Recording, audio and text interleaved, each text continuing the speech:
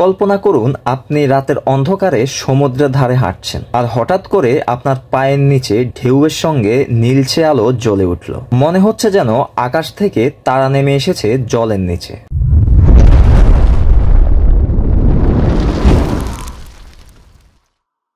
এই রহস্যময় সৌন্দর্যকে বলে বায়োলুমিনেসেন্স। এই আলো তৈরি করে ক্ষুদ্রাতি ক্ষুদ্র সামুদ্রিক জীব, যেমন প্ল্যাঙ্কটন, কিছু শৈবাল, এমনকি কিছু জেলিফিশও। তারা যখন জলে নড়াচড়া বা ধাক্কা খায় তখন রাসায়নিক প্রক্রিয়ায় আলো জ্বলে ওঠে। পৃথিবীর কিছু জায়গায় এমন দৃশ্য দেখা যায়, যেমন মালদ্বীপ, পুয়ের্তো রিকো, থাইল্যান্ড ও ভারতের লক্ষদ্বীপে।